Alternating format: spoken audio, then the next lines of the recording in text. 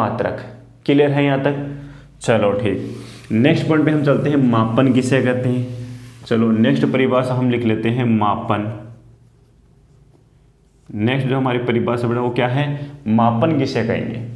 काफ़ी बच्चे बोलेंगे सर मापन मापना कहते हैं, बिल्कुल आपकी बात सही है कि मापना को ही मापन कहते हैं, लेकिन कैसे मापोगे। काफ़ी बच्चे ऐसे बोलते हैं तोलना। तोलना वर्ड केवल किलोग्राम के लिए ले सकते हो। मैं बोल रहा हूँ कि लंबाई को मापना है तो हम ये थोड़ा ना बोलेंगे तोलने को सर मापना कहते हैं। मापन का मतलब होता है कि हमारे पास में कोई स्टैंडर्ड चीज़ होनी चाहिए, बिल्कुल मानक चीज़ होनी चाहिए, उससे आप क्या करते हो, उस चीज़ को मेज़र करते हो, तुलना करते हो उसकी। फॉर एग्जाम्पल आपने देखा होगा, अगर हम लंबाई को मेज़र करते हैं तो हमारे पास में जो मानक वस्तु है, ये जो मानक चीज़ है वो है मीटर स्केल। सिंपल अगर हम डेली लाइफ की बात करें, हमारे बैग वगैरह में मीटर स्केल मिल जाता है, तो हम लंबाई का मापन करने के लिए उस मीटर स्केल को काम में लेते हैं। और वो मीटर स्केल ही क्या है, वो मीटर स्केल है संदर्भ मानक है, मतलब एक ऐसा स्टैंडर्ड जिसके रेफरेंस में हम किसी दूसरी चीज़ को क्या कर रहे हैं, मेज़र कर रहे हैं, माप रहे हैं, इसी को बोलते हैं मापन। तो मापन क्या है, मापन है किसी भौतिक राशि का, किसी भौतिक राशि का किसी संदर्भ मानक से, संदर्भ मानक, यही सबसे इंपॉर्टेंट है ना। संदर्भ मानक को बोलते हैं रेफरेंस स्टैंडर्ड, रेफरेंस स्टैंडर्ड। किसी संदर्भ मानक से तुलना करना, से तुलना करना है ना, किसी भौतिक राशि का किसी संदर्भ मानक से तुलना करना ही मापन कहलाता है, तुलना करना ही मापन कहलाता है। क्लियर है यहाँ तक? मापन किसे कहेंगे, किसी भौतिक राशि का किसी संदर्भ मानक से तुलना करना ही मापन कहलाता है। क्लियर है यहाँ तक? चलो मापन समझ में आ गया। अब बात करते हैं संदर्भ मानक की। मैंने भी कहा मीटर स्केल, और मीटर स्केल की जो जनरल लेंथ में बोल दी कि मान लो 1 मीटर की आपके पास मीटर स्केल है, ठीक है ना। वैसे तो अपने पास 10 सेंटीमीटर की होती है, लेकिन मैं बड़ी अगर मीटर स्केल की बात करूँ तो आप बोलोगे सिर्फ 1 मीटर की। तो 1 मीटर से आपने कंपेयर किया, किसी भी कपड़े को मेज़र करना है, किसी कमरे की लेंथ मेज़र करनी है, तो वहाँ पे हम क्या देख रहे हैं, उस मीटर स्केल को यूज़ कर रहे हैं। और उस मीटर स्केल की वैल्यू कितनी है, उस मीटर स्केल की जो माप है वो है 1 मीटर। और यहाँ पे 1 जो मीटर है वह लंबाई का संदर्भ मानक है, मतलब उसी से आप कंपेयर कर करके सब चीज़ को माप रहे हो। तो 1 किलोग्राम, 1 मीटर, 1 सेकेंड, ये सब के सब क्या है, संदर्भ मानक है। इससे कंपेयर करके मैं क्या मेजर कर सकता हूँ, 2 किलोग्राम, 3 किलोग्राम, 5 किलोग्राम। इसका यूज़ करके मैं क्या कर सकता हूँ, 2 मीटर, 3 मीटर। और इसको 3 गुना ले लेंगे, इसको 2 गुना ले लेंगे। 1 सेकंड का यूज़ करके हम सब मिनिमम 1 सेकंड है, 4 सेकंड कैसे मापेंगे, 1 सेकंड का 4 गुना कर लेंगे। तो ये जो गुना वर्ड है ये आया है, ये संदर्भ मानक से तुलना करने पे ही पता लगता है कि कौन किसका कितना गुना है। तो जिसके रेस्पेक्ट में आप बोल रहे हो ना कि ये उसका 4 गुना है, जिसके रेस्पेक्ट में आप बोल रहे हो वो ही संदर्भ मानक है। और मानक का मतलब वो स्टैंडर्ड है, उसको इंटरनेशनली हमें एक्सेप्ट करना पड़ेगा, पूरे अंतर्राष्ट्रीय स्तर पे उसको मानना पड़ेगा, उसके ऊपर मोहर लगा दी गई है कि वो स्टैंडर्ड है, इसी से आपको कंपेयर करना है, फिक्स है ये, ठीक है। तो अब मापन के बाद में सर हमने मापन कर लिया, अब आपने बोला संदर्भ मानक, इसको हम क्या कहते हैं, इसी को मात्रक कहते हैं ना। तो नेक्स्ट पॉइंट हमारे पास में क्या आ गया, मात्रक किसे कहते हैं। नेक्स्ट पॉइंट क्या है, मात्रक है। हमने डिस्कस कर लिया है क्या, भौतिक राशियाँ किसे कहते हैं, मापन किसे कहते हैं। अब हम बात करते हैं मात्रक किसे कहते हैं। अब हम बात करेंगे मात्रक किसे कहते हैं। तो मात्रक क्या हो गया, अभी अभी कहा मैंने, मापन में हमने किसको प्रयोग किया, संदर्भ मानक को। तो यहाँ लिखेंगे मापन में प्रयुक्त, मापन में प्रयुक्त संदर्भ मानक को, संदर्भ मानक को मात्रक कहते हैं, को मात्रक कहते हैं। क्लियर है यहाँ तक।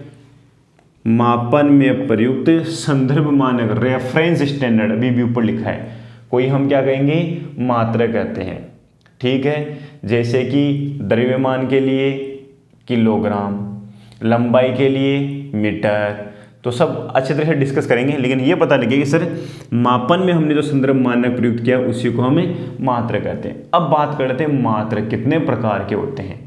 मात्रक कितने प्रकार के होते हैं, तो हम लिख लेते हैं यहाँ पे मात्रकों के प्रकार। मात्रकों के प्रकार, ठीक है ना। अब मात्रक किसके होते हैं? मात्रक भौतिक राशि के होते हैं भाई, सीधी सी बात है। तो भौतिक राशि भी तो प्रकार की होनी चाहिए। भौतिक राशि कितने प्रकार की होती है? तो भौतिक राशियां भी दो प्रकार की होती है। जितने मात्रक के प्रकार उतने ही भौतिक राशियों के प्रकार। तो मात्रक दो प्रकार के होते हैं। इनके कितने प्रकार होते हैं? मात्रक के दो प्रकार होते हैं। पहला जो है वो तो होता है मूल मात्रक। मेरा पहला क्या होता है? मूल मात्रक, ठीक है। पहला क्या हो गया हमारे पास में? मूल मात्रक, ठीक है। फोन आ गया था। पहला हमारे पास में क्या हो गया? मूल मात्रक। और दूसरा हो जाएगा क्या? व्युत्पन्न मात्रक। दूसरा क्या हो जाएगा बेटा? व्युत्पन्न मात्रक। क्लियर है यहाँ तक? मात्रक दो प्रकार के होते हैं। पहला हो गया मूल मात्रक और दूसरा हो गया व्युत्पन्न मात्रक। क्लियर है यहाँ तक? अब बात करते हैं कि मूल मात्रक क्या होता है और व्युत्पन्न मात्रक क्या होते हैं। नेम से पता लग रहा होगा, मूल मात्रक हम इंग्लिश में बोलते हैं फंडामेंटल यूनिट्स।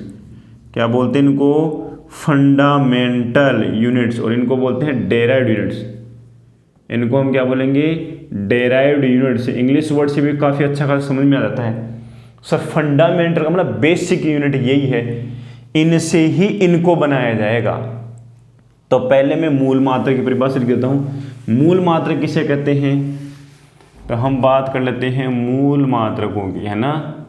मूल मात्रक, ये आ गए हमारे पास में मूल मात्रक। देखो, वे मात्रक जिन्हें बनाने के लिए किसी दूसरे मात्रक की आवश्यकता नहीं होती, अर्थात ये पूर्णतः स्वतंत्र होते हैं। वे मात्रक जिन्हें परिभाषित करने के लिए, जिन्हें परिभाषित या बनाने के लिए, जिन्हें परिभाषित या बनाने के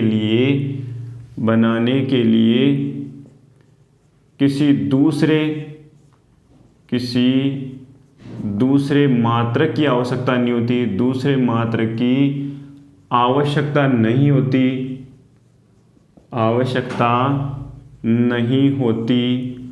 मूल मात्रक कहलाते हैं। नहीं होती, मूल मात्रक कहलाते हैं। मूल मात्रक कहलाते हैं। फॉर एग्जाम्पल हम दे देते हैं, अभी सबको पढ़ेंगे आराम से। देखो, वे मात्रक जिन्हें परिभाषित या बनाने के लिए किसी दूसरे मात्रक की आवश्यकता नहीं होती, मतलब अपने आप में क्या होते हैं? सेल्फ डिपेंडेंट होते हैं, मतलब किसी और पे डिपेंड नहीं करेंगे। किसी दूसरे मात्रक की आवश्यकता नहीं होती, मूल मात्रक कहलाते हैं। या दूसरे सेंस से बोले तो हम क्या करें? ये पूर्णतः स्वतंत्र होते हैं। ये क्या होते हैं? पूर्णतः स्वतंत्र होते हैं। दूसरों पे निर्भर करने की इनको कोई जरूरत नहीं है, ठीक है। अब कितने मूल मात्रक है? प्रकृति में कुल 7 मूल मात्रक है। तो मूल मात्रकों के प्रकार, तो मूल मात्रक के लिए मैं टेबल बना लेता हूँ। यहाँ पे डाला है सीरियल नंबर, यहाँ डाला है भौतिक राशि, मूल भौतिक राशि, है ना, मूल भौतिक राशियाँ, ठीक है। क्योंकि राशियों के मात्रक होते हैं, राशियाँ भी दो प्रकार की हो गई। आपके जो भौतिक राशि दो प्रकार की, मूल भौतिक राशि और व्युत्पन्न भौतिक राशि। और दूसरा हो जाएगा क्या? मूल मात्रक। टेबल हमें याद रखनी है मूल मात्रकों की। और इधर क्या आ जाएगा? इस मात्रक का संकेत, सिंबल, है ना।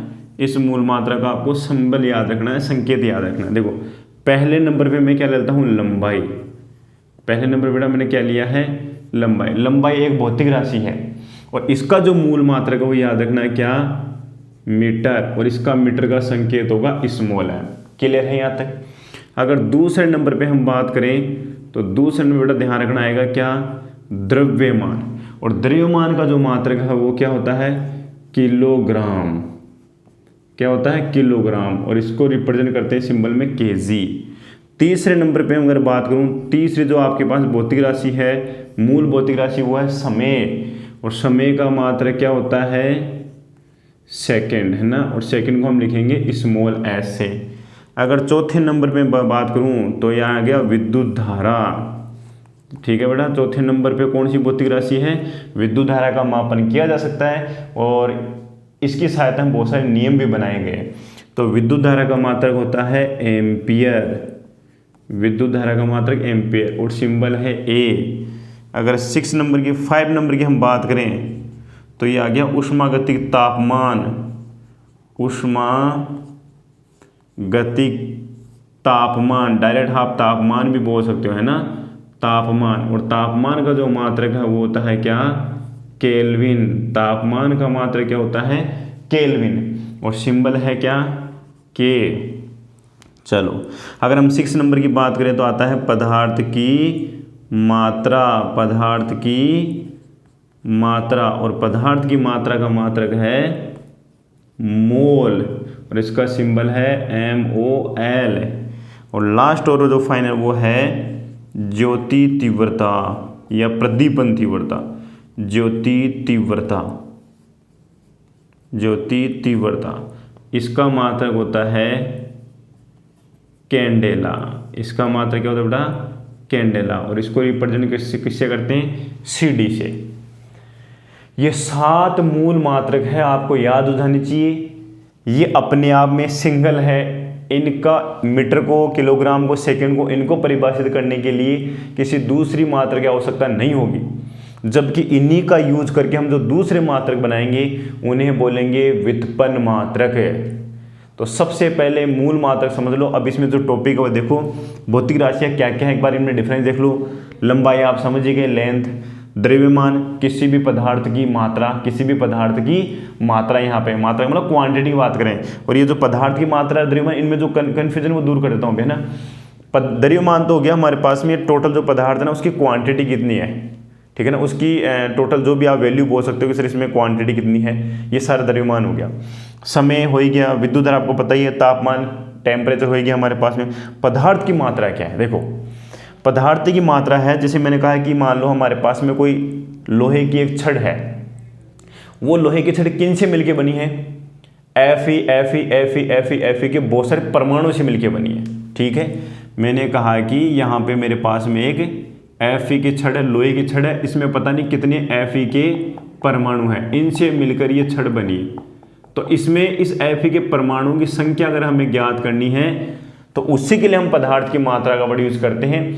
और जनरली ये जो पदार्थ की मात्रा है ये गैसों के लिए या एटॉमिक स्तर पे ली जाती है। परमाणु स्तर पे यदि हमें बात करें, अगर डेली लाइफ की बात करें तो पदार्थ की मात्रा हम काम में नहीं लेते, हम किलोग्राम, लीटर इन्हीं को यूज में करते हैं। ठीक है ना। पदार्थ की मात्रा को हम मेजर करने के लिए जनरली डेली लाइफ में क्या यूज करते हैं? द्रव्यमान, किलोग्राम यूज कर लिया हमने, है ना। लेकिन अगर हम छोटे पार्ट्सन पे जाए, बिल्कुल हल्के हल्के, उसके कितने पार्टिकल्स हैं, वो कितनी चीज़ों से मिलके बना है, उसके लिए हम यूज करते हैं पदार्थ की मात्रा। तो मैंने यही कहा कि इसमें कितने Fe के परमाणु हैं। अब इसके लिए कंडीशन आती है मोल। मैंने बोल दिया, मैंने कहा कि 1 मोल क्या है? Fe है। हमारे पास में 1 मोल क्या है? Fe है। देखो इसी के आधार पर हम समझेंगे पदार्थ की मात्रा। और 1 मोल में जो परमाणु आयन होते हैं उनकी वैल्यू याद रखनी है 6.02 × 10⁻23। कहीं पर भी आज के बाद हमें दे दिया जाए कि ये 1 मोल पदार्थ है, ये 1 मोल गैस है, ये 1 मोल आयन है, ठीक है ना, तो वहाँ आपको ध्यान रखना है कि 1 मोल गैस है तो गैस के कितने पार्टिकल्स है, तो पार्टिकल्स याद रखना है 6.02 × 10⁻23। मैंने कहा कि इस कमरे के अंदर 1 मोल ऑक्सीजन है, 1 मोल ऑक्सीजन है, तो बताओ देखिए कितने ऑक्सीजन के कितने आपके अणु हो गए? सर ऑक्सीजन के 6.02 × 10⁻23 अणु होते हैं और इसी को बोलते हैं अवोगाद्रो नंबर। आगे पढ़ेंगे हम, जब ऊष्मागतिवाद चैप्टर करेंगे वहाँ पे डिस्कस करेंगे अवोगाद्रो क्या होता है, अवोगाद्रो संख्या क्या है। अवोगाद्रो संख्या वो संख्या है जो किसी 1 मोल में उपस्थित परमाणुओं, अणुओं, आयनों की संख्या को बताती है, उसे हम अवोगाद्रो संख्या कहते हैं और उसका मान होता है 6.02 × 10⁻23। मैंने कहा कि मैंने 18 ग्राम वाटर लिया है, H2O, इसका हो गया 2, ऑक्सीजन का हो गया हमारे पास में 16, टोटल हो गया 18 ग्राम। अगर आप 18 ग्राम पानी लेते हो तो उसको हम 1 मोल बोलते हैं। मोलर मास जो है, बस उसी को ध्यान रखना, मोलर मास है ना, मोलर द्रव्यमान। ये केमिस्ट्री का पोर्शन है, जब आप केमिस्ट्री पढ़ते हो मोल कॉन्सेप्ट, तो वहाँ पे एक चीज़ ध्यान रखनी है, किसी भी आपके पास में अणु वगैरह दिए उसका मोलर द्रव्यमान निकालो। मोलर द्रव्यमान कैसे निकालते हैं, हाइड्रोजन का परमाणु क्रमांक 1 है तो 2 हाइड्रोजनों के 2, ऑक्सीजन का परमाणु क्रमांक 8 है, लेकिन इसमें प्रोटॉन और न्यूट्रॉन मिला के कितने होते हैं, टोटल 16 होते हैं। मोलर द्रव्यमान निकल जाता है। फिजिक्स में तो हम उसको बोलते हैं द्रव्यमान संख्या, मतलब उस अणु के अंदर या उस परमाणु के अंदर कितने प्रोटॉन और कितने न्यूट्रॉन है। तो हाइड्रोजन में एक ही प्रोटॉन होता है, तो 2 हाइड्रोजन है तो 2 प्रोटॉन। ऑक्सीजन की अगर हम बात करें यहाँ पे, तो ऑक्सीजन के हमारे पास में एक एटम, एक परमाणु लेते हैं, केवल ऑक्सीजन का एक परमाणु, तो ये 8 नंबर पे आता है, लेकिन इसमें 8 ही प्रोटॉन होते हैं, 8 ही न्यूट्रॉन होते हैं, तो टोटल कितना हो गया 16। तो 8 2 + 16 कितना हो गया 18 ग्राम। और आपका जो जल है इसका मोलर द्रव्यमान 18 ग्राम ही होता है। इसका मतलब 18 ग्राम किसके बराबर, बेटा ध्यान रखना, 18 ग्राम 1 मोल के बराबर। 18 ग्राम किसके बराबर, 1 मोल के बराबर। और 1 मोल में कितने पानी के अणु, 6.02 × 10⁻23 पानी के अणु मिलेंगे। आप 18 ग्राम पानी ले लो, अब हम सोचेंगे उसमें कितने जल के अणु हैं, तो उसमें 6.02 × 10⁻23 अणु है जल के। समझ में आया मोल कॉन्सेप्ट, पदार्थ की मात्रा क्या है। और नेक्स्ट ज्योति तीव्रता। ज्योति तीव्रता की वैसे डेफिनेशन है ना, काफ़ी 2-3 बार चेंज हो चुकी है, लेकिन फिर भी हम इसको समझने की कोशिश करते हैं ज्योति तीव्रता क्या होती है। जैसे हम टॉर्च वगैरह कोई चीज़ जलाते हैं, तो उस टॉर्च से जो आपकी लाइट निकली है वो वहाँ पे जाके कितनी तीव्रता वहाँ पे उत्पन्न करती है, जिसको हम कैंडेला में मेजर करते हैं। वो जाके जैसे उस पर गिरेगी उसके एकांक क्षेत्रफल पे, तो वहाँ पे कितना वोल्ट का या कितना जो भी आप ले रहे हो ऊर्जा का वहाँ पे प्रदीपन उजाला देगी। उसको ही थोड़ा डिफाइन करने के लिए क्या लिया गया है, ज्योति तीव्रता एक वर्ड लिया गया है। कि सर हमने सब चीज़ें डिस्कस कर ली, लेकिन कभी कभार क्या होती है, जो फोटो होती है, लाइट होती है, प्रकाश होता है, वो जब किसी चीज़ पे गिरता है तो कम से कम ये तो पता लगे ना कि वो कितना इंटेंटिव, वहाँ पे कितना तीव्रता का प्रकाश गिरा है। तो उसके लिए हम यूज़ करते हैं ज्योति तीव्रता। आई थिंक ये 7 मूल मात्र क्लियर है। इन 7 मूल मात्रों को अच्छी तरह से आपको कॉपी में लिख लेना है। ये 7 मूल मात्रक हो गए, 7 मूल भौतिक राशियाँ हो गए, ये उनके संकेत हो गए। क्लियर है यहाँ तक। चलो अब हम बात करते हैं व्युत्पन्न मात्रक की। किसकी बात करते हैं, व्युत्पन्न मात्रक। मूल मात्रक क्लियर है, नेक्स्ट हम चलते हैं व्युत्पन्न मात्रक। चलो अब हम बात करते हैं व्युत्पन्न मात्रक किसे कहते हैं। देखो व्युत्पन्न मात्रक हम बोलेंगे वे मात्रक जो किस पे निर्भर करते हैं, मूल मात्रकों पे, अर्थात इन्हें बनाने के लिए मूल मात्रों की आवश्यकता होगी। तो मैंने यहाँ पे दूसरे पॉइंट पे आपको क्या लिखा है, व्युत्पन्न मात्रक। व्युत्पन्न मात्रक, चलो ठीक है, व्युत्पन्न मात्रक की हम बात कर लेते हैं। वे मात्रक जिन्हें बनाने के लिए मूल मात्रों की आवश्यकता होती है, बनाने के लिए मूल मात्रकों की आवश्यकता होती है, मूल मात्रकों की आवश्यकता होती है, या सीधा बोले तो ये मूल मात्रकों पर निर्भर करते हैं। आवश्यकता होती है, क्या कहलाते हैं, व्युत्पन्न मात्रक कहलाते हैं। व्युत्पन्न मात्रक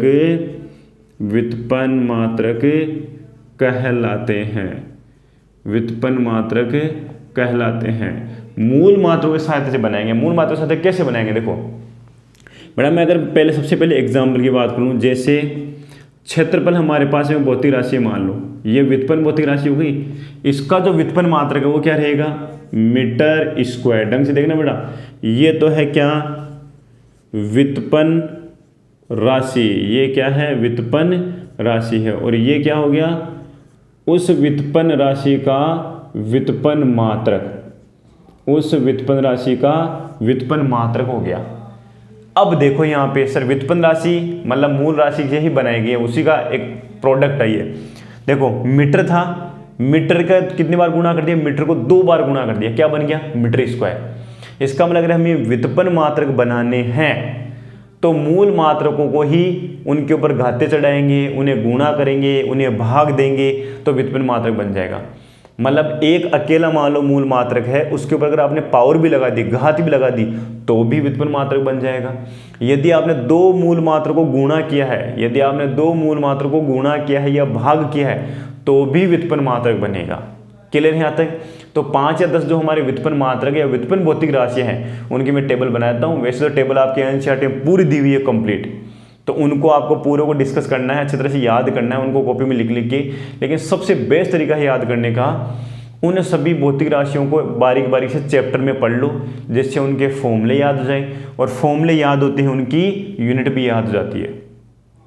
सबसे बढ़िया तरीका है व्युत्पन्न मात्रकों को सबको याद करने का, सबसे बढ़िया तरीका है जितनी भी आपकी व्युत्पन्न राशियां हैं उनके सबके सूत्र पता होनी चाहिए बेटा, ध्यान रखना। अगर सूत्र पता है तो ही हम मात्रक निकाल पाएंगे, तो ही हम विमा फाइंड आउट कर पाएंगे, अदरवाइज कोई मतलब नहीं है, रटते रहो। ठीक है, तो चलो मैं टेबल बनाता हूँ कि व्युत्पन्न मात्रक के 2-4 सारे एग्जाम्पल दे दो, उनको टेबल बना के हम सीखने की कोशिश करते हैं कैसे व्युत्पन्न मात्रक बनाए जाते हैं। ठीक है, यहाँ तक व्युत्पन्न मात्रक समझ में आ गया। वे मात्रक जिन्हें हम किसकी सहायता से बनाएंगे, मूल मात्रों की सहायता से बनाएंगे, वो कहलाते हैं व्युत्पन्न मात्रक। ठीक है, चलो अब यहाँ पे हम क्या कर लेते हैं, इधर डाल लेते हैं सीरियल नंबर और इधर डाल लेते हैं क्या, व्युत्पन्न राशियाँ। इधर हमारे पास में हो गई व्युत्पन्न राशियाँ, और यहाँ पे मैंने डाला है क्या, व्युत्पन्न मात्रक, उनके व्युत्पन्न मात्रक हो गए। और यहाँ पे हमने क्या डाला है, संकेत, है ना। इंग्लिश में जो वर्ड की तरह से शॉर्ट तरीके से कैसे लिखते हैं वो भी हम यहाँ पे लिख लेते हैं। चलो सबसे पहले नंबर पे भी मैंने कहा है क्षेत्रफल। सबसे पहले मैंने कहा है क्षेत्रफल, और क्षेत्रफल इक्वल टू क्या होता है, लंबाई इंटू चौड़ाई। देखो फॉर्मूला याद है तभी तो मात्रक बना पाऊंगा। क्षेत्रफल बराबर क्या होता है, लंबाई इंटू चौड़ाई। लंबाई का मात्रक भी मीटर और चौड़ाई का मात्रक मीटर इंटू मीटर बेटा मीटर स्क्वायर, तो संकेत क्या हो गया, मीटर स्क्वायर। दूसरे नंबर पे हम बात कर लेते हैं किसका, आयतन का, है ना।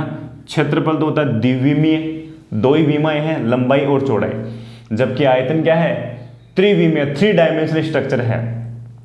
जितनी भी 3 डायमेंशनल स्ट्रक्चर है उन्हीं का आयतन निकलता है। बाकी का जो 2 डायमेंशन होती है, जैसे कि वर्ग हो गया, आयत हो गया, ठीक है, आपका त्रिभुज हो गया, इन सब का केवल आप क्या निकाल सकते हो, क्षेत्रफल। आयतन यदि निकालना है तो बेलन लेना पड़ेगा, गोला लेना पड़ेगा, घन लेना पड़ेगा, घनाभ लेना पड़ेगा, जिनकी लंबाई भी है, चौड़ाई भी है और ऊंचाई भी है। तो आयतन बराबर क्या होता है, लंबाई इंटू चौड़ाई इंटू ऊंचाई। क्लियर है ना, लंबाई इंटू चौड़ाई इंटू ऊंचाई आयतन होता है। तो देखो लंबाई भी किस में सर, मीटर में, चौड़ाई भी किस में, मीटर में, ऊंचाई भी किस में, मीटर में। तो क्या हो गया, मात्रक है मीटर क्यूब, और सिंबल क्या आ गया, मीटर क्यूब। मात्रक याद होनी चाहिए सबको, क्षेत्रफल का मात्रक मीटर स्क्वायर, आयतन का मात्रक मीटर क्यूब। चलो हम तीसरे नंबर पर बात कर लेते हैं घनत्व, वेरी वेरी इंपॉर्टेंट। घनत्व बराबर होता है बेटा, ध्यान रखना, द्रव्यमान बटे आयतन। घनत्व बराबर क्या होता है, द्रव्यमान बटे आयतन। घनत्व बराबर क्या होता है, द्रव्यमान बटे आयतन। मतलब द्रव्यमान का मात्रक हो गया क्या, किलोग्राम, द्रव्यमान का मात्रक किलोग्राम, और आयतन का मात्रक अभी अभी हमने ऊपर लिखा है मीटर क्यूब, किलोग्राम पर मीटर क्यूब, किलोग्राम पर मीटर क्यूब। तो सिंबल क्या हो गया, किलोग्राम का केजी, मीटर का क्या हो गया, मीटर क्यूब। या इसी को हम क्या लिख सकते हैं, और दूसरा तरीका, इसको आप ऐसे भी, तो किलोग्राम मीटर को ऊपर ले जाओ बेटा, ध्यान रखना, तो क्या लिखेंगे, मीटर की पावर -3। अब हम बात करते हैं घनत्व क्या होता है। एकांक आयतन के द्रव्यमान को हम क्या कहते हैं, घनत्व कहते हैं। एकांक आयतन के द्रव्यमान को हम क्या कहते हैं, घनत्व कहते हैं। कैसे पता करें, जैसे कि पानी का घनत्व, अगर बेटा ध्यान रखना, पानी के घनत्व की बात करूं, पानी का घनत्व, पानी का घनत्व देखो, पानी का घनत्व जो होता है वो होता है 1000 किलोग्राम पर मीटर क्यूब। अब इसको समझो बेटा, देखो पानी का घनत्व कैसे निकालते हैं। ये जनरली 4 डिग्री सेंटीग्रेड पता है, पानी का घनत्व 4 डिग्री सेंटीग्रेड पे 1000 किलोग्राम पर मीटर क्यूब होता है। मतलब हमने यहाँ पे क्या देखा, एक कंटेनर लिया जिसकी लंबाई भी 1 मीटर है, जिसकी चौड़ाई भी हमारे पास में 1 मीटर है, और जिसकी जो ऊंचाई है ये हम यहाँ पे ऐसे बना लेते हैं। यहाँ पे मैंने कुछ इस तरह से बनाने की कोशिश करी। यहाँ पे ये चौड़ाई हो गई, यहाँ पे ये भी कितनी है, 1 मीटर है, और इसकी जो ऊंचाई है वो भी कितनी, 1 मीटर है। जैसे आप इसमें वाटर डालोगे तो वाटर का द्रव्यमान कितना आएगा, वाटर का द्रव्यमान 1000 किलो आएगा। जब हम 1 मीटर क्यूब का कंटेनर बनाते हैं, 1 मीटर क्यूब आयतन का, आयतन आपको सबको पता है, लंबाई चौड़ाई ऊंचाई, है ना। तो जो अंदर जितना एरिया घेरे, जितना स्पेस घेरता है पूरा, उसको हम क्या बोलते हैं, आयतन। तो इसने पूरा एक स्पेस घेर लिया, ये आपके पास डिब्बा, इसमें हम पानी डालते गए, तो जो वाटर है ना वो 1000 किलो डल जाएगा इसमें। तो परिभाषा हो गई एकांक आयतन में द्रव्यमान। एकांक आयतन का मतलब है 1 मीटर लंबा, 1 मीटर चौड़ा, 1 मीटर ऊंचा जो आपका कंटेनर है, उसका जो पूरा स्पेस है, पूरी जो खाली जगह है, वो पूरा आपका 1 मीटर क्यूब है। अब उसमें जो भी आप पदार्थ डालोगे ना, तो सबकी मात्रा अलग अलग आएगी। जैसे मैं पारे के घनत्व की बात करूँ बेटा, है ना, पारे का घनत्व क्या होता है, देखो पारे के अगर हम घनत्व की बात करें तो पारे का घनत्व होता है 13,600 किलोग्राम पर मीटर क्यूब। मतलब यही कंटेनर हमें रखना है, सेम यही कंटेनर 1 मीटर क्यूब का कंटेनर रखना है, और इसमें आपको पारा डालना है। पानी तो आया था 1000 किलो, लेकिन पारे का जो द्रव्यमान है वो मिलेगा 13,600 किलोग्राम मिलेगा आपको। इसका मतलब पारा पानी से कितना गुना भारी है। 1000 से अगर हम भाग दें तो 13.6, बेटा कितना, 13.6। आपके पास में 1 लीटर की बोतल होती है, उसमें पानी डालो 1 लीटर आएगा, लेकिन उसमें हम पारा भर देते हैं अगर, तो पारा मिलेगा 13.6 किलो। ध्यान रखना बेटा, उसी 1 लीटर की बोतल में, क्योंकि आयतन बराबर था ना, लेकिन सर पारा भारी होता है। और ये सब चीज़ किससे डिसाइड होती है, घनत्व से। अगर आपके पास में समान आयतन की 2 बराबर वस्तुएं हैं, समान आयतन की, लेकिन कोई भारी है कोई हल्की है, तो उसका रीज़न क्या है, उसका रीज़न है घनत्व है। उसका रीज़न क्या है, घनत्व। तो घनत्व टॉपिक समझ में आ गया अच्छी तरह से। आगे कोई कंफ्यूजन नहीं रहना चाहिए, घनत्व सर क्या होता है, कैसे कैलकुलेट करते हैं। क्लियर है यहाँ तक। चलो हम आगे बढ़ते हैं। पानी का घनत्व मैंने लिखवा दिया, आप लोगों को दिखनी है, मात्रक समझ में आ गया। घनत्व के बाद में हम नंबर ले लेते हैं किसका, घनत्व के बाद में चौथे नंबर पे हम ले लेते हैं वेग। ठीक है ना, किसका लेते हैं, वेग। वेग बराबर क्या होता है बेटा, ध्यान रखना, वेग बराबर होता है विस्थापन बटे समय। वेग बराबर क्या होता है, विस्थापन बटे समय। और विस्थापन का मात्रक क्या, मीटर, और समय का मात्रक क्या, सेकेंड। क्लियर है। वेग बराबर हो गया विस्थापन बटे समय, और ये आ गया मीटर पर सेकेंड। तो क्या आ गया, मीटर पर सेकेंड, या इसको हम शॉर्ट सिंबल में लिखना चाहते तो मीटर सेकेंड इनवर्स, दोनों एक ही चीज़ है, सेकेंड को ऊपर ले गए।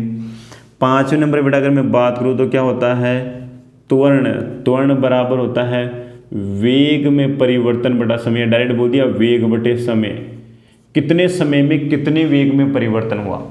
ठीक है ना। त्वरण बराबर होता है वेग में परिवर्तन बटे लगा समय। वेग में परिवर्तन बटे लगा समय, परिवर्तन होने में कितना समय लगा। वेग में परिवर्तन की दर को ही समय कहते हैं। जो वीडियो हमने पढ़ा था कौन सा, डिफरेंशिएशन, अवकलन, तो वहाँ पे मैंने अवकलन का भौतिकी में अनुप्रयोग समझाया था। तो वहाँ पे हमने लिखा था A इक्वस्ट होता है dv/dt, मतलब वेग में परिवर्तन बटे समय अंतराल। वेग में परिवर्तन, समय के सापेक्ष परिवर्तन की दर को ही हम क्या कहते हैं, त्वरण कहते हैं। तो बताओ, देखिए वेग में परिवर्तन सर मीटर पर सेकंड में आएगा, मीटर पर सेकंड में आएगा। अरे वेग में परिवर्तन, वेग ही तो हुआ ना, वेग में परिवर्तन देख लो या वेग देख लो, मीटर पर सेकंड आएगा। नीचे फिर क्या है, नीचे फिर सर हमारे पास में सेकंड है, तो क्या आ गया, ये सेकंड नीचे वाले सेकंड से मल्टीप्लाई आएगा, तो क्या हो गया, मीटर पर सेकंड स्क्वायर। या हम किसको क्या बोल सकते हैं, मीटर सेकंड की पावर -2। क्लियर है। त्वरण की, आपका त्वरण का फॉर्मूला याद होना चाहिए और त्वरण का मात्रक याद होना चाहिए आप लोगों को। अगर मैं 6 नंबर पे बात करूं तो 6 नंबर पे मेरे पास में आ रहा है बल। बल बराबर होता है बेटा क्या, द्रव्यमान इंटू त्वरण। बल बराबर क्या होता है, आप लिखते हो ना F = ma। F बराबर ma क्या है सर, द्रव्यमान इंटू त्वरण। द्रव्यमान का मात्रक किलोग्राम, द्रव्यमान का मात्रक किलोग्राम, इंटू त्वरण का मात्रक, त्वरण का मात्रक, त्वरण का मात्रक अभी भी हमने लिखा है क्या, metre divided by second square, मतलब किलोग्राम मीटर पर सेकेंड स्क्वायर। सिंबल की अगर हम बात करें तो सही आएगा किलोग्राम मीटर पर सेकेंड स्क्वायर, या इसको हम क्या बोलेंगे, किलोग्राम मीटर सेकंड की -2, और इसी को हम बोलते हैं न्यूटन। बेटा इसी को हम क्या बोलते हैं? न्यूटन। तो बल का मात्रक क्या है? या तो बोलो किलोग्राम मीटर सेकंड की पावर -2, या क्या बोलेंगे? न्यूटन। बल का मात्रक क्या होता है? न्यूटन। क्लियर है यहाँ तक? 6 तक।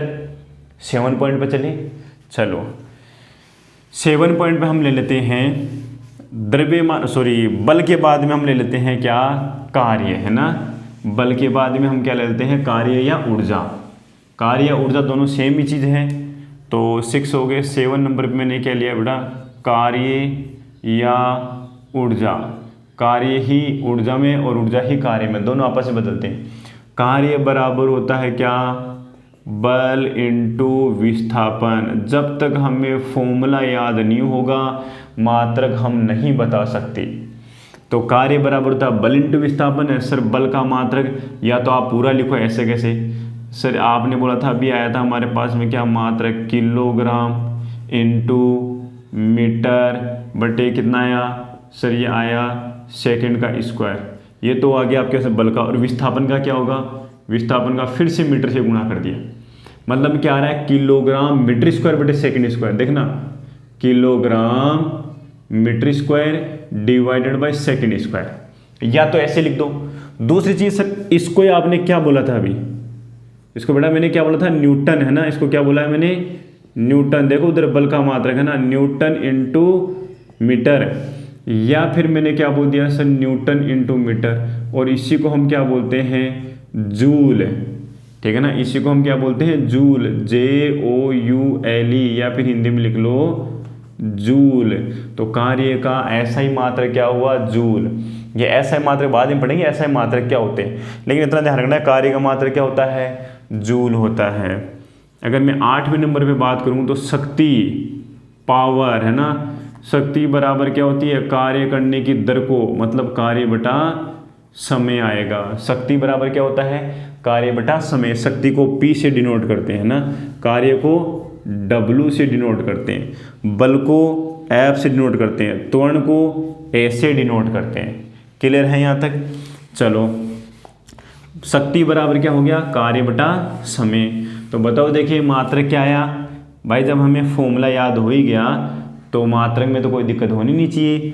कार्य क्या हो गया हमारे पास में? जूल। अब पूरा शॉर्ट लिख लेते हैं हम, जूल बटे सेकेंड, है ना। कार्य का मात्रक क्या हो गया? जूल बटे सेकेंड। और इसी को हम क्या बोलते हैं? वाट। ठीक है ना, इसी को हम क्या बोलते हैं? वाट। तो शक्ति का मात्रक क्या होता है? जूल बटे सेकेंड या वॉट। तो यहाँ सिंबल में हम क्या लिख रहे हैं? जूल डिवाइडेड बाय सेकेंड, या फिर हमने लिख दिया क्या? W। ध्यान रखना W वर्ग नहीं है। जब भी यूनिट में पीछे W लगाए तो उसका मतलब वॉट है, पावर है। और अगर पूरा है तो आपको लिखना है तो हम ऐसे लिखेंगे वॉट। ठीक है ना, या पूरा इंग्लिश में जो वर्ड लिखा जाता है WATT लिखा जाता है। लेकिन जब भी सिंबल दिया तो सिंबल सिंगल लिखा जाता है, पूरा नहीं लिखा जाएगा ना। तो सिंबल क्या हो गया? W। जैसे मैं लिख दिया 20, किसी उपकरण की शक्ति 20 W है, मतलब 20 वाट है। ठीक है ना, 20 वाट है। अगर हम 9वें पॉइंट की बात करें तो बेटा 9वां पॉइंट हमारे पास में हो जाएगा क्या? रेखीय संवेग।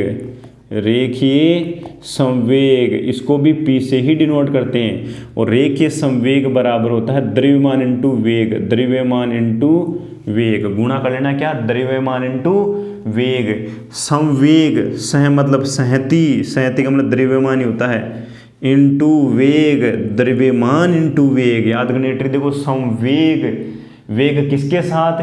सहती के साथ। और सहती किसको बोलते हैं? द्रव्यमान को, है ना। तो ये आ गया हमारे पास में द्रव्यमान इंटू वेग। द्रव्यमान का मात्रक है किलोग्राम, वेग का मात्रक है, वेग का मात्रक हो गया मीटर प्रति सेकेंड, मीटर प्रति सेकेंड। तो क्या आ गया? अगर सिंबल की बात करें तो सर आ रहा है kilogram metre divided by second, या अगर हम इसको सिंप्लीफाई करें तो kilogram metre second inverse. Clear है? चलो अगर हम 10 नंबर की बात करें तो हमारे पास में आता है आवेग। एक नई भौतिक राशि है, आवेग बराबर होता है, आवेग को I से डिनोट करते हैं, आवेग बराबर होता है बेटा ध्यान रखना क्या? बल इंटू समय, मतलब आवेग I बराबर होता है F इंटू टी। बस फॉर्मूले याद करने, और ये आवेग तो आगे आएगा भी। आवेग बराबर होता है बल इंटू समय। आवेग को याद करने के देखो, हम जब किसी फुटबॉल पे किक करते हैं तो फोर्स तो बहुत ज़्यादा लगाते हैं लेकिन टाइमिंग बहुत कम होती है, तो वहीं पे आवेग काम में आता है। एक क्रिकेटर जब बल्ले से बॉल को मारता है और अगर टाइमिंग अच्छी बैठ गई, टाइमिंग बहुत कम और बॉल की स्पीड और बल्ले की स्पीड दोनों अच्छी खासी है, तो कांटेक्ट तो हुआ बहुत कम टाइम में लेकिन फोर्स लगा बहुत ज़्यादा, तो क्या मिलेगी, बाउंड्री मिलने वाली है, बड़ा ध्यान रखना है ना। तो वहाँ पे भी आवेग काम में आता है। बहुत ज़्यादा बल यदि बहुत कम समय के लिए लगता है तो अच्छा खासा आवेग मिलता है, और आवेग काम करता है संवेग में परिवर्तन का। वेग में बदल देता है, वेग को बदल देता है। पहले बॉल इधर आ रही थी, फिर बॉल जाएगी उधर है, ठीक है ना। तो आवेग बराबर क्या हो गया, बल इंटू समय। बल का मात्रक क्या, न्यूटन। समय का मात्रक क्या, सेकेंड। न्यूटन इंटू सेकेंड क्या आ गया, न्यूटन इंटू सेकेंड। अब देखो न्यूटन हमारे पास में क्या था, न्यूटन था किलोग्राम मीटर पर सेकेंड स्क्वायर, यही था न्यूटन। ऊपर क्या है हमारे पास में, सेकेंड। देखो अब यहाँ पे सिंबल लिखना पड़ेगा, तो या तो आप डायरेक्ट लिखो क्या, न्यूटन इंटू सेकेंड, या तो ये सिंबल लिख दो, ये मात्रक लिख दो, सही है, न्यूटन इंटू सेकेंड हो गया सर। लेकिन अगर किलोग्राम में, एम के एस में, मतलब आपका द्रव्यमान भी आना चाहिए, लंबाई भी आनी चाहिए, समय भी आना चाहिए, तो हम क्या लिख रहे हैं, किलोग्राम मीटर पर सेकंड लिख रहा है, तो किसका हो गया, बल का मात्रक। अभी भी लिखा हमने, कहाँ गया बल नीचे की तरफ किया था, वहाँ देख लेना ना। बल का मात्रा आया था किलोग्राम मीटर पर सेकंड स्क्वायर, और सेकंड से एक और गुणा, एक सेकंड कट गया, क्या आया मात्रक, किलोग्राम मीटर पर सेकंड। और इसी को जब हम लिखते हैं तो क्या आता है, किलोग्राम मीटर सेकंड इनवर्स। तो एक चीज़ ध्यान रखना, संवेग और आवेग दोनों के मात्रक सेम होते हैं, ठीक है। संवेग और आवेग दोनों के मात्रक सेम होते हैं, तो इन दोनों की जो विमाएँ है ना वो भी सेम होएगी। आगे पढ़ेंगे विमाएँ क्या है। विमाएँ यही है जो मूल मात्रकों पे घातें चढ़ाई जाती है, मूल मात्रकों पे जो घातें चढ़ाई गई है उन्हें ही हम क्या कहते हैं, विमाएँ कहते हैं। तो भाई तो विमाएँ तो सेम आनी है। ये चैप्टर बहुत अच्छा है और बहुत सिंपल है, ठीक है। 10 पॉइंट हो गए। इसी तरह से आपने नेक्स्ट पॉइंट क्या ले लिया, 11वां पॉइंट अगर मैं बात करूँ तो आप ले सकते हो बल आघूर्ण, ठीक है ना। अगर मैं नेक्स्ट पॉइंट की बात करूँ 10वें पॉइंट की, हमारे 11वें पॉइंट की, तो मेरे पास में नया पॉइंट क्या आ रहा है, बल आघूर्ण। इसका जो सिंबल है, बल आघूर्ण को टाउ से रिप्रेजेंट करते हैं। मतलब देखो एक सिंबल है यहाँ पे इस तरह से, इसको बोलते हैं टाउ। इसको क्या बोलेंगे, टाउ, ताऊ नहीं टाउ, ठीक है ना। तो बल आघूर्ण बराबर होता है, बल आघूर्ण बराबर होता है बल इंटू लंबवत दूरी, बल इंटू लंबवत दूरी। अब यह कहाँ काम करता है बल आघूर्ण, बल आघूर्ण आपके पास काम करता है जब किसी वस्तु पे दो बल काम कर रहे हो, दोनों बल एक दूसरे के विपरीत दिशा में काम करते हैं और दोनों एक दूसरे के पैरेलल होते हैं, समांतर होते हैं, और उनकी जो क्रियाकार रेखा है वो जो काम कर रहे हो एक ही पॉइंट में नहीं करनी चाहिए, दो अलग अलग पॉइंटों पे करनी चाहिए। तब हमेशा वहाँ क्या लगता है, बल आघूर्ण लगता है, फिक्स है ये। जैसे कि अगर मैं दो बल की बात नहीं करूँ तो एक बल भी लग सकता है, लेकिन दूसरा हिस्सा हमें स्थिर रखना पड़ेगा। फॉर एग्जाम्पल जब हम दरवाजे को खोलते हैं, गेट को जब हम खोलते हैं तो गेट का एक हिस्सा तो कहीं पे फिक्स रहता है और दूसरे हिस्से को हम क्या करते हैं, ऐसे खोलते हैं। तो जैसे हम खोलते हैं तो देखो बल हमने लगाया, किसके रेस्पेक्ट में लगाया, वो गेट किसके रेस्पेक्ट में घूम रहा है, वो सर उसकी एक्सिस के रेस्पेक्ट में घूम रहा है, ऐसे। यहाँ फिक्स हो गया तो यहाँ से कितनी लंबवत दूरी पे आपने बल लगाया, तो बल इंटू जहाँ पे गेट घूम रहा है उस बल की इस घूमने वाले हिस्से से लंबवत दूरी कितनी है, ऐसे निकालते हैं बल आघूर्ण। तो बल आघूर्ण बराबर हो गया बल और बल के रेस्पेक्ट में जहाँ से वो घूम रहा है तो उसकी लंबवत दूरी क्या है, ये हो गया। बल का मात्रक न्यूटन, दूरी का मात्रक मीटर, न्यूटन इंटू मीटर। बल आघूर्ण का मात्रक क्या होता है, न्यूटन इंटू मीटर। तो ये हो गया सर मात्रक क्या, न्यूटन इंटू मीटर। अगर हम संकेत की बात करें सिंबल की तो ये आ गया न्यूटन इंटू मीटर। क्लियर है। इस तरह से आप जितनी भी भौतिक राशियां हैं अगर उन सबको हमें याद करना है तो सबसे पहले ट्रिक क्या है, सूत्र। और सूत्र ना एक साथ हम याद नहीं कर सकते, तो इसका सबसे बढ़िया तरीका है जैसे जैसे हम चैप्टर्स को पढ़ते चलेंगे बारीकी से, वहाँ ये सभी भौतिक राशियाँ डीपली से स्टडी करने को मिलेगी। ये सभी भौतिक राशियाँ डीपली से स्टडी करने को मिलेगी। वहाँ बल आगुण क्या होगा, रे के समव्य क्या होगा, बल क्या होगा, त्वरण क्या होगा, इन सबको डीपली से वहाँ डिस्कस करेंगे। तो आई थिंक आज जितना भी पढ़ा है बहुत अच्छे समझ में आया होगा। तो वीडियो को है ना पूरा लास्ट तक आपको देखना अच्छी तरह से, तभी जाके आपको ये पूरा जो कॉन्सेप्ट है वो समझ में आएगा कि ये जो पहला चैप्टर है, वैसे तो ये दूसरा चैप्टर है एनसीईआरटी का, तो पहले चैप्टर में मैं ऑलरेडी बता चुका हूँ। जो पहला चैप्टर है उसमें आपको केवल 4 जो बल है प्रकृति में, जो मूल बल है, जो मेजर जो बल है, वो 4 बल आपको याद रखने हैं। गुरुत्वाकर्षण, विद्युत चुंबकीय बल, प्रबल नाभिकीय बल और दुर्बल नाभिकीय बल। बस इन चारों की डेफिनेशन वगैरह, ये कहाँ कहाँ लगते हैं, इनकी परास क्या है, ठीक है, ये किन किन चीज़ों के बीच लगते हैं, इन्हीं चीज़ों को वहाँ डिस्कस करना है। इसके अलावा उस चैप्टर में ऐसा कोई इंपॉर्टेंट पॉइंट नहीं है। तो